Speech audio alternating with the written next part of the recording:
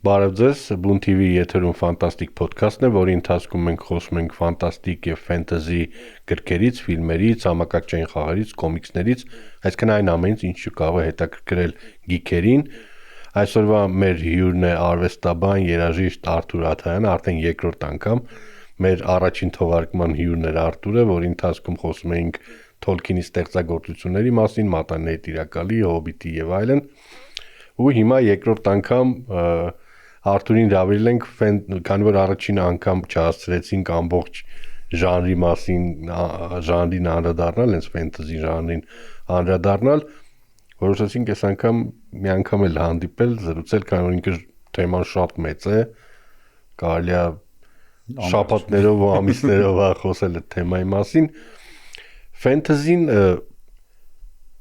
շատ դեպքերում ինչ որ ասենք հենց սպեկուլյատիվ գրականության մեջ կամ ֆանտաստիկ գրականության մեջ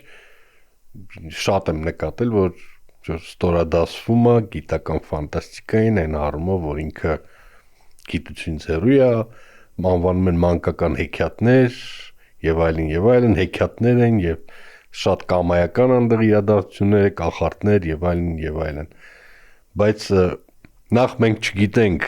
ճշգրիտ արդյոք իրանք իրոք հեքիաթներ են, թե կարող է միգուցե ինչ-որ մի հատ ուրիշ մեր համար անհասանելի տիեզերքում մտի նորմալ սովորական բան է, մենք դա չգիտենք, ու երկրորդն էլ ինչն է իմաստը այդ ստորադասելու, հատկապես եթե հաշվի առնենք, որ հետաքրքրողների, ընթերցողների ավելի մեծ քանակություն հենց հետաքրքրված է ֆենտեզիով, քան հենց չոր գիտական ֆանտաստիկայով։ Ինձ թվում է այդ դասական բանը գիտես, այդ գիտության մեջ խորացած մարդկանց կամ այդ գոնե ստերեոտիպի, էլի ես չեմ ուզում էլի ընդհանրացում անեմ, տենց մի հատ տենց սնոբական կարծրատիպ է, որ այն ինչ որ տենց հստակ է գիտական է եւ ուրեմն ինչ որ գիտական հիմք կամ տենց հստակություն ունի գիտական, ինքը տենց շատ ուրեմն հիմնավոր է, ֆունդամենտալ արժեք ունի եւ այլն, իսկ այն ինչ որ տենց չակերտավոր մտածածին է, ինքը տենց լավ չի, որտեվ դե ինչ որ հնարել են ինչ որ հեքիաթի հիման վրա։ Իրականում հա, տենց է, ֆենտեզին ծագում է եվրոպական, դասական ոնց որ ժողովրդական հեքիաթից ու հերոսապատումից, այդ երկու ժանրերի ոնց որ պատմական ոնց որ իրանց արմատներով միաձուլումից։ Բայց ինձ համար ոնց որ տեղյական է, մենք այդ թեմայով քեզ հետ էլի խոսել ենք, շատ էական է ստեղծագործության որակը։ Եթե ստեղծագործությունը իր ներսում տրամաբանական է, 1, այսինքն իր կերտած աշխարհը տրամաբանական է։ 2, եթե ինքը լավն է, եթե լավ լեզվով է գրած, լավ սյուժե ունի, ուղղակի լավ որակյալ գրականություն է, ինչ մեծ հաշվով էական է ինքը գիտական ֆանտաստիկա է, կիբերպանկ, թե ասենք ֆենտեզի, թե քաղաքային ֆենտեզի վամպիրների մասին, թե ընդհանրապես ռեալիստական ինչ որ ունենք վեբ։ Այսինքն այդ իմաստով ինձ համար ոնց որ շատ բան անկապ ստորադասում, որտեղ կան հրաշալի ֆենտեզի գրողներ, իսկապես շատ լավ ֆենտեզի գրողներ։ Եվ կան հրաշալի գիտաֆանտաստիկ գրողներ, եւ այն ժանրում լիքը զիբիլ կա, եւ այն ժանրում լիքը զիբիլ կա, ինչպես նաեւ դասական նույնիսկ գրականության ընդհանրենք դասական այսպես ժանրերի մեջ, էլի լիքը հանճարներ կան եւ լիքը զիբիլ, կամ չգիտեմ, պոպուլար տենց Pulp Fiction-ի մեջ է, դետեկտիվի մեջ կա Conan Doyle եւ կա, ասենք, Դալիա Դանցովը։ Ես կարամ օրինակ բերեմ ֆենտեզի ստեղծագործության, որը ինքը միաժամանակ ֆենտեզի է, հերոսական ֆենտեզի է ու միաժամանակ չոր գիտական ֆանտաստիկա է։ Ես կարող սպոյլեր լինի, Մարկ Լորենսի եռագրությունը բանի մասին, Յորկ Անկրատի մասին, որի առաջինը կոչվում էր Prince of Thorns, ոնց կգտնի հայերեն Փշերի արքայազնը, հա։ Փշերի արքայազնը։ Ինքը մաքուր ֆենտեզի է սկզբում կարդում ես ու հետո վերջում հասկանում ես, որ ինքը այնքան է ֆենտեզի չի, ինքը չոր գիտական ֆանտաստիկա է։ Ընդհանրապես այդ ֆենտեզի ֆանտաստիկայի էլեմենտների միավորումը դե էլի ինքը բավականին տենց վաղուց եկող բան ունի։ Համ հարակից ոնց որ միջանկյալ ժանրեր կան, օրինակ բանը steampunk-ը, որտեղ տեխնոլոգիան եւ մագիան ոնց որ իրար կողքին են։ Ամենահայտնի ոչ գրականի միջելուց օրինակներից World of Warcraft-ի խաղն է եւ ընդհանրապես իր տիեզերքը Warcraft-ի, որտեղ սկզբում ինքը տենց ուղակի մոգական բաներ, բայց ինչքան ոնց որ իրանք զարգացրին lore-ը վերջի մի 5-7 տարվա ընթացքում հիմքում հայտնվեց լիքը տենց ոնց որ գիտական նաև ինչ որ բան, գիտաֆանտաստիկ ավելի շուտ տենց ասենք, հա, բաղկացուցիչ, այսինքն ոնց այդ տիեզերքը ստեղծվել, բան եւ այլն, հասկանում ես, որ այդ ոնց որ տիեզերքի հիմքում ավելի շատ ինչ որ տենց գիտական հիմքով ինչ որ կոնստրուկտներ էին, բաներ էին, որ հետո նոր վրայից այդ սաղ մնացածը եղավ, որը բավականին հետաքրքիր բան է, ես այդ սինթեզը ժանրերի սիրում եմ իրականում։ Ես քանի որ ես ինքս նաև գիտության էնտուզիաստ եմ, բայց ես էլ եմ խոստովանում, որ գիտական հասկացություն ինքը կոնտեքստային կախվածություն ունի։ Մենք կարանք ասենք մի հատ իրավիճակ մոդելավորենք, պատկերացնենք, ասենք ինչ որ մի հատ անվերջ հզոր գերհամակարգիչ, որը կարա սիմուլացնի ցանկացած ձևի աշխարհ։ Ասենք մի աշխարհը ինքը առաջնորդվում է 4 ֆիզիկայի օրենքներով, մեզ հայտնի ֆիզիկայի օրենքներով, մեկը ուրիշ ձև, մեկը Թոլկինի աշխարհն է իր կանոններով, մեկը սենց։ Ու դու եթե վերցնես այդ սիմուլացված աշխարհները, Թոլկինի աշխարհի իր կանոններով ընդեղի բնակիչի համար գիտականը այդ իր աշխարհի մոգությունն ու այդ իր աշխարհը ուսումնասիրելն է լինելու, այդ մագիան, այդ օրկերը եւ այլն եւ այլն։ Այս մյուս աշխարհի մեջ գիտականը լինելու է, ասենք, ֆիզիկայի 4 օրենքները։ Այսինքն կոնտեքստային կախվածություն ունի ամեն դեպքում։ Բնականաբար, ինձ թվում է հիմնական գիտես ինչն է բաժանումը ֆենթեզի հիմքում իսկականից ամենակարևոր բանը, նույնիսկ եթե ինչ-որ հեղինակներ դրա հետ վիճում են ու փորձում են հակառակը անել, դա հերոսապատումն է, դասական, ասպետական ռամանը։ Իր մասշտաբները շատ տարբեր են։ Կա ֆենթեզի, որը տենց տիեզերական մասշտաբների է հասնում եւ տենց գիգանտոմանական էպիկական ֆենթեզի, կա ֆենթեզի, որ շատ տենց քաղաքային, ասենք, ֆենթեզին, հա, իմ ամենասիրած օրինակը բանն է, National Dazor-ն է, որի առաջի 3 գրքերը, ուրեմն ուղակի հրաշք են, այսինքն Լուկյանենկոն շատ ոնց որ էպոխալ գործ արել ռուսական ֆանտաստիկայի մեջ։ Մասշտաբները շատ տարբեր են, բայց ամենակարևորը այդ ոնց որ այդ դասական մոտիվն է միշտ, որ ոնց որ հերոսն է, իր այդ quest-ն է, գերբնական ուժերն են, այսինքն այդ փախուստն է դեպի ուրիշ իրականություն, այդ էսկապիստական ֆունկցիան ֆենթեզիի, եւ մնացած ամեն ինչ ոսո դրա շուրջ է։ Իրականում ֆենթեզի առաջին ընդհանրապես վեպերից մեկը Ուիլյամ Մորիսի The Wood Beyond the World անտառը աշխարհից այն կողմ, ու մեկ էլ կարծեմ մյուսը բաններ ջրհորը կամ ավազանը աշխարհի ծայրին, ինչ որ տենց էր կոչվում, ինքը առաջի փորձն էր 19-րդ դարի վերջում գրելու ուրեմն ֆենթեզի վեպ։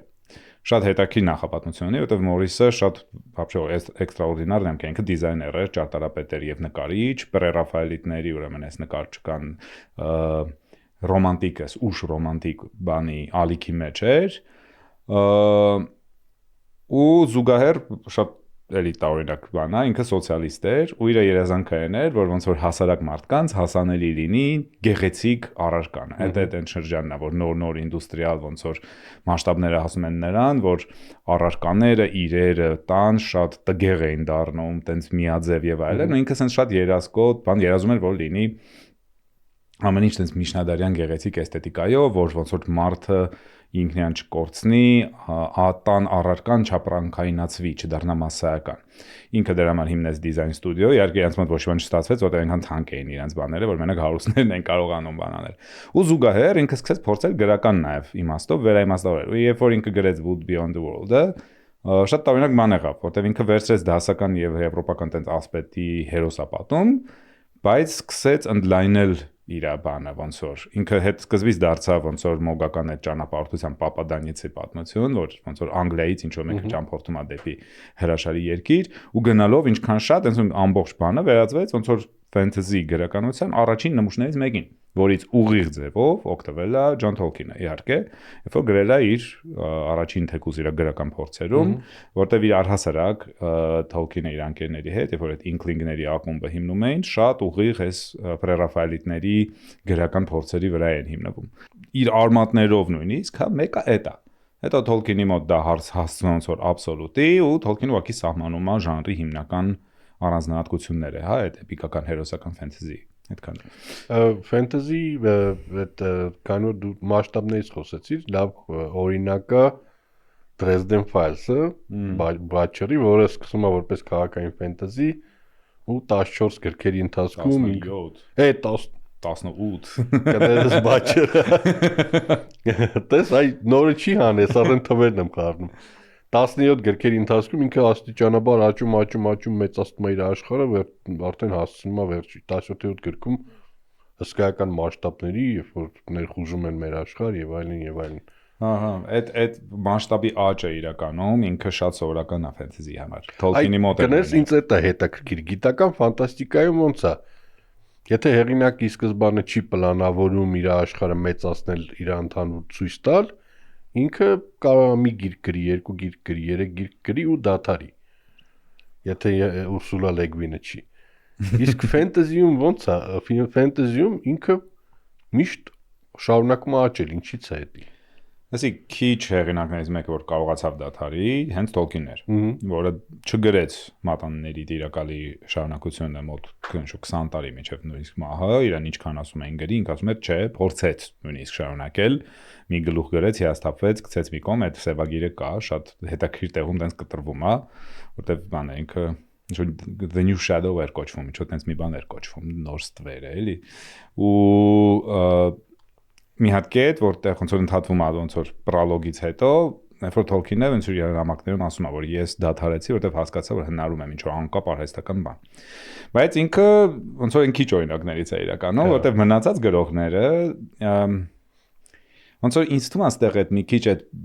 խապկանքի նման մի բան է աշխատում, որը մեկ-մեկ ուղղակի հաջողում է, մեկ-մեկ չէ, բայց երբ որ դու ունես մոգական, այսինքն գերբնական ուժերով կառավարվող աշխարհ, դու անդադ ձգտում ես դուրս գալ քո սկզբի սահմանած բանից։ Հոբիտը գրելուց հետո Tolkien-ը հասկաց ոնց որ բանը մատանիների տիրակալը պլանավորված էր որպես շարունակություն, հեքիաթի շարունակություն։ Բայց նույնիսկ Հոբիտի մեջ, այդ Bilbo Baggins-ի ճանապարհորդության մեջ Tolkien-ը ինքն էր խոստովանում, ինքը չգիտեր որ վերջում դա դառնալու է այդ մեծ կռիվը, ասենք, հա, բանի մոտ, Erebor-ի մոտ։ Իսկ նույնը բանն էր, մատանիների տիրակալը ինքը բացարձակ գաղափար չուներ, ուղղակի ինքը տենց գնացել է այդ ճանապարհը իր հերոսների հետ ու մեծացել է այլ ավելի։ Հիմա մյուս ցիկլերում, ասենք հայտնի տենց ֆենտեզի ցիկլերում, ես շատ բան եմ էլի կարդացել, չգիտեմ։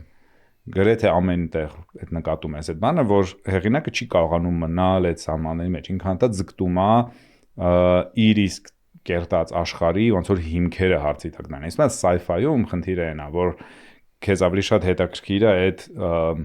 գիտական բանը ոնց ասում, ի վերջո գիտական ֆանտաստիկայում կան լիքը իհարկե դեպքեր, բայց այդտեղ ոնց որ աշխարհը փրկելը որևէ ձևով չի կապված այդ ընտրյալ մեսիական ինչ որ բանի հետ։ Իսկ ֆենտեզիում հիմնական մոտիվը դա է։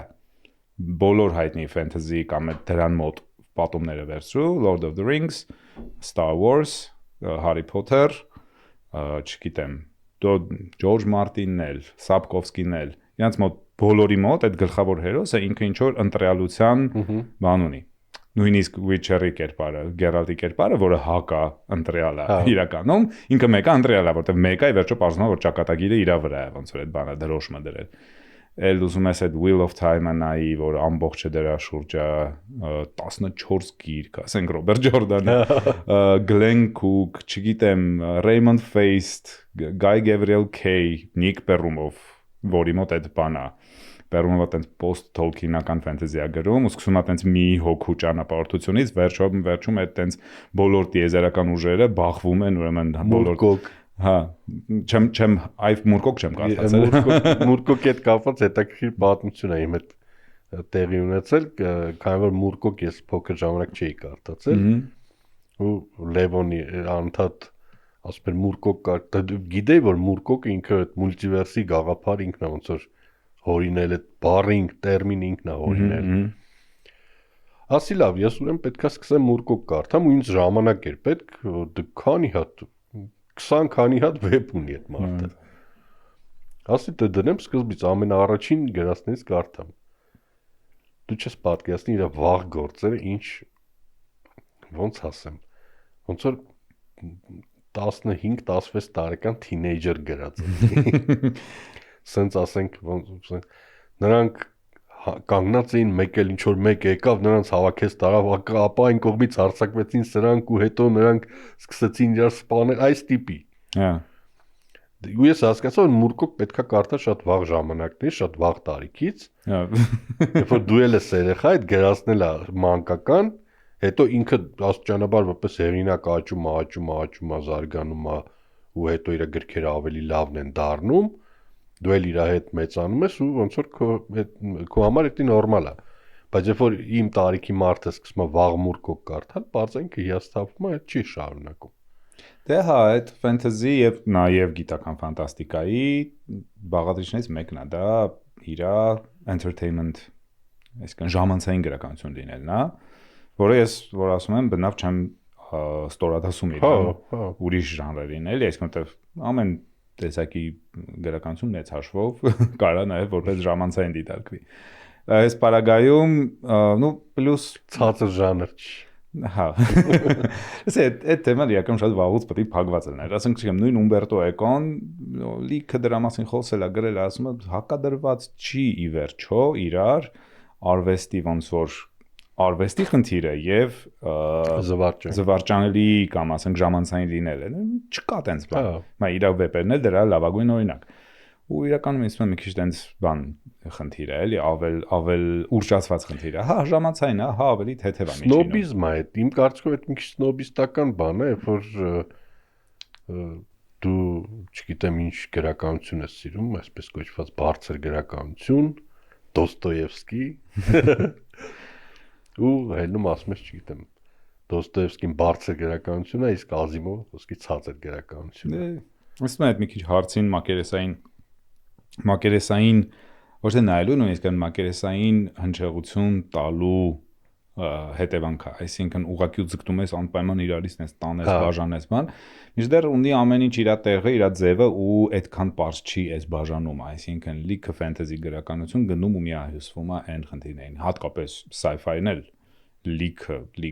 բան ունի էլի լուրջ իսկականից շատ լուրջ գրականություն ամենակարևոր օրինակը Ռեյ Բրեդբերին իսկապես ոնց որ ամերիկյան դասական գրականության վերջին մեծ ներկայացուցիչ որը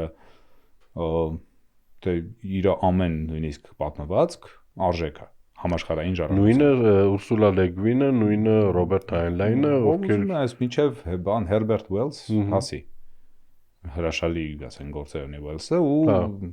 Համել զվարճանքի ժամանցի համար Ժուլ Վերնը բան է ինքը ասենք չգիտեմ արկածային գրական 20000 լեն բանի ջրի տակ ոնց է ինքը արկածային ժանրից մեկ էլ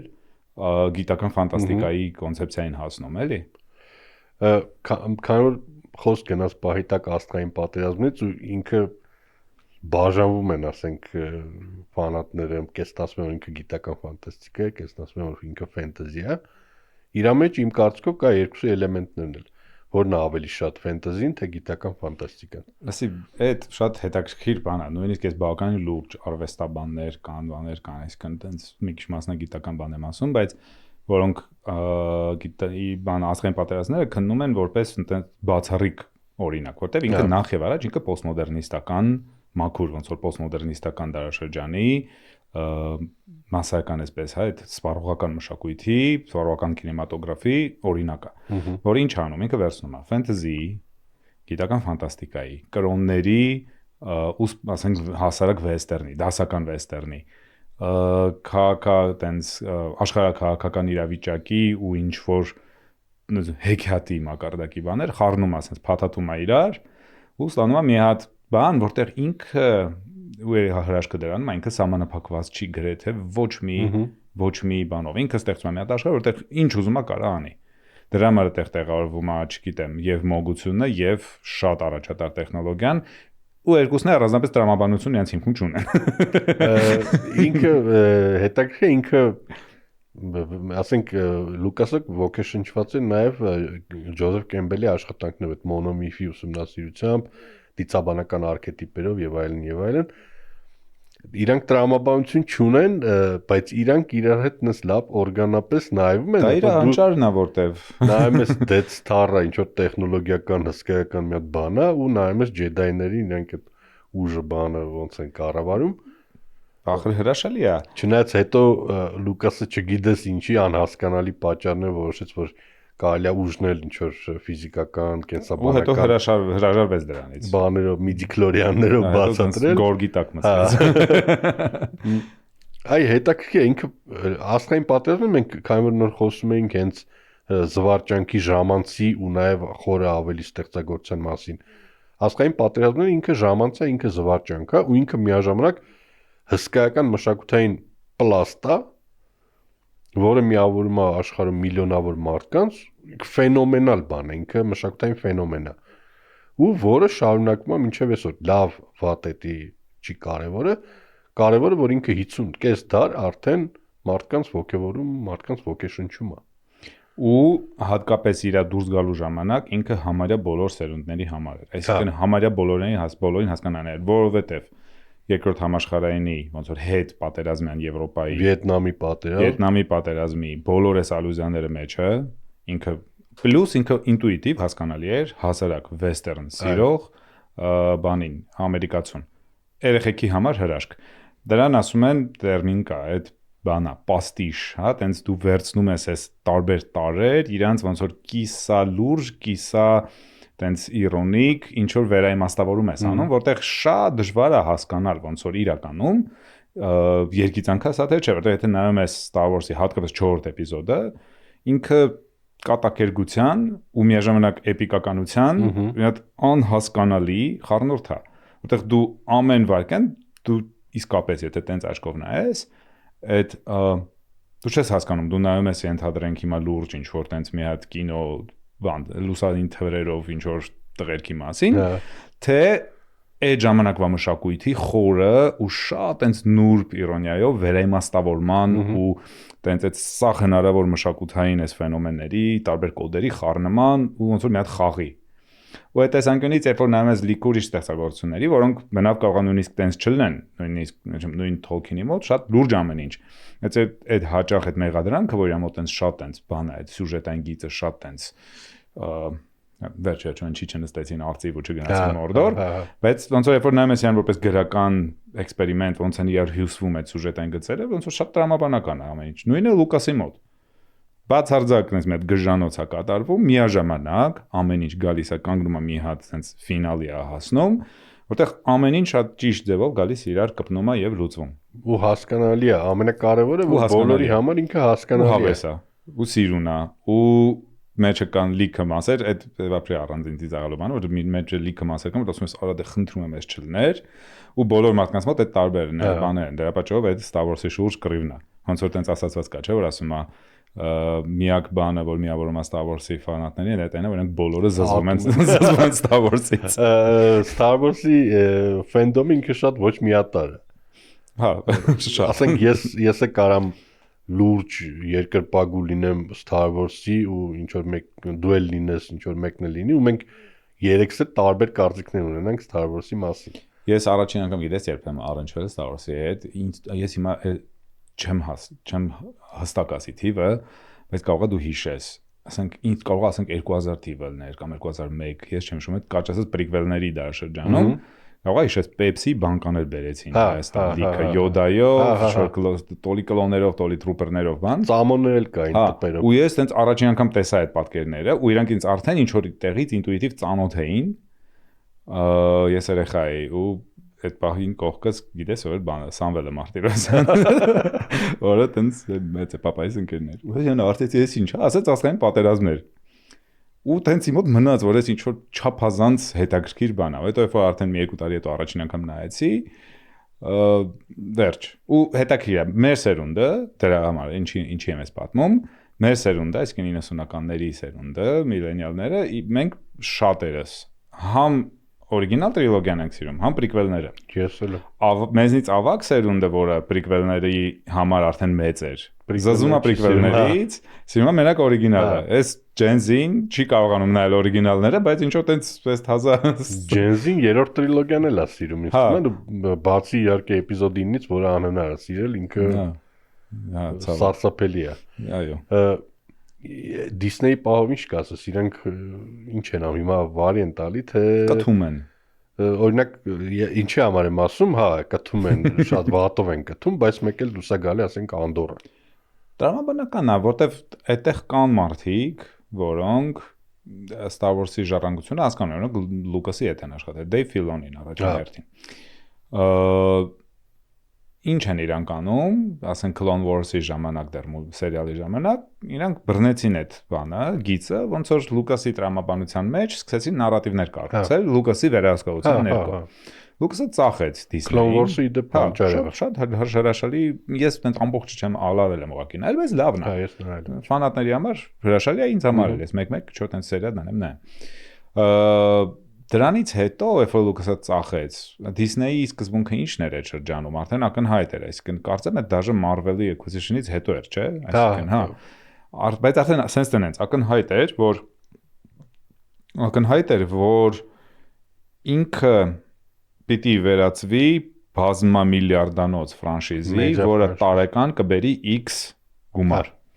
Դրանից հետո ինչ ես դու իր մեջ ներգրավում, ոնց դառնում է լրիվ երկրորդական։ Դու տալիս ես ինչ, ոնց որ այդ հայտնի պատմությունն է, տալիս ես J.J. Abrams-ին, որ ինքը վերակենդանացնի, ինքը սարքում է 4-րդ էպիզոդի կլոնը,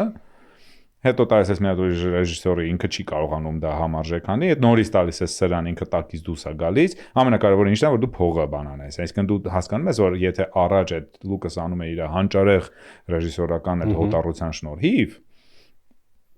ստեղծում էր պատկեր, որը հետո լավ վերածվում է նաև ապրանքի merchandise-ի օրինակ։ Ապա ստեղ հաճախ տեսնես, որ այդ պատկերը ստեղծված է որպեսզի լինի, դա որպեսզի հետո դառնա merchandise, այսինքն այդ BB-8-ը, թազա ռոբոտ,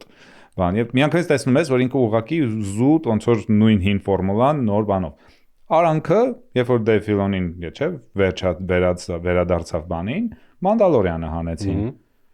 Մռայլ, վեստերնոտ, շատ հաջող, առաջ 2 սեզոնը գոնե, շատ հաջող, բան։ Անդորը, որը ես ամբողջությամբ չեմ նայում միջելուց, պետք է ժամանակ գտնեմ նայեմ, որը հրաշալի սկսվեց։ Ասոկան, որը վատը չէր, բայց էլի ինչ որ խոսակցության մեջ էր բաների պրիկվելների հետ։ Օբի-Վան Կենոբիի մասինը, որ էլի վատը չէր։ Ասոկան առանց Clone Wars-ը նայելու իմաստ չունի նայել։ Հա, բայց խոսակցություն կար։ Հա։ Ու բաններ կար, ասենք օրինակ Կենոբիի մեջ էր։ Ինքը հա տեղ-տեղ մի քիչ շատ տենց ականջներից ձգած էր, բայց ի վերջո գոնե մի բան էր։ Չնայած այդտեղ շատ էր նաև ֆան սերվիսը։ Զուտ այդ բանը փակել։ Անդորում ֆան սերվիս բացարձակ գոյություն։ Մանդալորիանում էլ համարյա չկա։ Անդորը ինքը տպավորություն է, որ ասենք Թոնի Գիլրոյը նպատակը դրեց ստեղծել ինչ-որ բան, որը вообще քեզ չի կապի Star Wars-ի այդ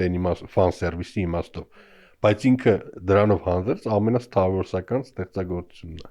Դե հա, շատ հաջող էր իր սկիզբը, մի քանի էպիզոդ եմ նայել։ Ինձ թվում է Disney-ը գիտես ոնց է մտածել, սկզբից երբ որ իրանք առան Lucasfilm-ը, իրանք մտածեցին sense, մենք կհանենք, քանի որ վերջի ֆիլմից անցել էր արդեն 12 տարի, իրանք մտածեցին sense, մեկը ֆանատները կնայեն։ Մենք կհանենք էպիզոդ 7-ը, կգան միլիարդները կբերեն, հետո մենք կկարենք տարեկան ինչ-որ ֆանատներին կերակրել հերթական Star Wars-ով, մեկը իրանք դեբիլ են, մեկը կգան փող կտան, իրենք տենց էին մտածում, չեմ ասում որ տենց է։ Դե իրանք մարվելիզացիա արեցին։ Հա, իրենք մտածում են որ Star Wars-ի ֆանատները մեկը Marvel-ի ֆանատներ պես են։ Լավ չէ, ես էլ եմ Marvel սիրում էի։ Ես էլ եմ, բայց ես լքել եմ մեծ Marvel-ը։ Հա, ես էլ վերջինը չեմ բանն ա եղել Guardians of the Galaxy։ Իրանք այդքան արեցին, իրանք երկրորդն էլ Rogue One-ն էլ լավ փող բերեց։ Դե հա, որտեղ ֆորմուլան իրանք մտածեցին, որ է դա տարեկան կամ 2 տարին մեկ մի հատ մեծ կինո հանենք, ինքն անտիրա, լիքը ֆան սերվիս կլստենք մեջը, թույն կլինի։ Բայց հետո Սոլոն գլխներին սարը ջուր լցրեց։ Հա։ Որտեւ հանդիսատես ինքը հասկացա, որ ասես տարեկան կամ 2 տարին մեկ մի հատ մեծ կինո, այս ինչ որ մի բան այն չի։ Причем Սոլոն շատ լավ Rogue One-ը ինչ արեց, լրիվ նոր պատմություն, որը հարաբերվում է հնի հետ, վերջում ծանոթ հերոսների մի հատ հետ բերել, որ բոլորը ուրախանան։ Սոլոն փորձեց նույնը անել, վերջի կադրում հետ բերին Darth Maul-ին ու պրավալ էր։ Ու ոչ մեկ вообще բոլորին մեկ էր, ինչ կլինի դրա հետ։ Rogue One-ը ինքը ոնց որ էպիզոդ 4-ը ինչքան լավն է։ Իր շնորհիվ էպիզոդ 4-ը մի քանի անգամ ավելի լավն է։ Որտեղ տրամաբանական է դառնում։ Իսկ Անդորի շնորհիվ այդ ամբողջը ոնց որ բազմապատկվում է, այսինքն ինքը քո ասած նարատիվ աճեցնելու, աշխարհը մեծացնելու ճիշտ ուղղությունն է, երբ որ դու հարգանքով սրտացավությամբ ես վերաբերում այդ աշխարհին, ու հա, էլի մեծացեք, ես դեմ չեմ աշխարհը մեծացնելու, ինչքան շատ լինի այդ universe-ում պատմությունները, ինքան ինձ համար լավ, բայց այդ պատմությունները չպետք է ակոլիտի նման լինեն։ Հա, միանշանակ։ Այսինքն դու չպետք կամ էպիզոդ 9-ի նման, երբ որ դու վերցնում ես, ասում ես, իսկ գիտես, ինչ կա Պալպատինը ողջ է մնացել։ Եթե Պալպատինը ողջ է մնացել, նշանակում է Դորթ Վեյդերի ամբողջ այդ Անակինի ամբողջ զոհաբերությունը լրիվ անիմաստ էր։ Անակինը այսինքն ինքը ընտրյալ չէր ու այն ամբողջ 6 ֆիլմերը լրիվ Ստե միացած նյուանս կա, որ իմ կարծիքով հիմնական խնդրեմը ոչ թե Պալպատինի վերադառնալն է, որտեղ Պալպատինը հին extended universe-ում, որը ոչ կանոնիկ դարձավ, միլիոն անգամ վերադարձել է այդ Պալպատինի կլոնների թեման, ինքը շատ հին է։ Այդ դիեզերքը շատ խառն էր, բայց դե կար, ապրում էր իր կյանքով։ Ինձ այստեղ հիմնական խնդրեմը գիտես ինչն է, որ այդ ամեն ինչին ուղակի բացատրությունը բացարձակ այն որ բանից էր ուղղակի եսին որտեղից մոգոնած էր, այսինքն հանկարծ ինչ որ տենց սիթերի սև մագիա, ինչ որ Պալպատինի կուլտիստներ, բան, այդ ոչ բանը չկար, որտեղից է բուսնել մեկ, եւ երկրորդը, երբ որ այսինքն ամբողջ ոնց որ բանը պրիկվելների էությունը ինչն է, որ կա այդ, ասենք ջեդայների պրարոչествան, կա այդ մարգարեությունը, կա այդ ընտրյալությունը, իսկ ստեղ դե բարև ձեզ, էլի, այսինքն դուք այն ինչ որ սաղ դուք գիտեիք Անակինի մասին, այդ հեջ, բարձրացնում կա Ձիադա, բոլոր ջեդայները ի մեջ են քո բոլոր սիթեր, ինչ որ sense ու ոչ մի բացատրություն, լրիվ են արանքում այդ բաներն են փուրը տալիս, Ռենի ասպետներին, որ պրոստը սաղ են սպանում են բրցանք, ու ոչ մի տրամաբանականություն, ստեղ պրիկվելների վերջում դու վերապրում ես այդ կատարսիսը, որ սաղ մեռան, բայց դու գիտես հետո ինչ անելու, այստեղ դու հիմա էպիզոդ 8-ին ոնց ես վերաբերում։ Իմ կարծիքով Ռայան Ջոնսոնի։ Ինքը հիմարություն էր։ Հիմարություն էր նախ Դիսնեյի կողմից,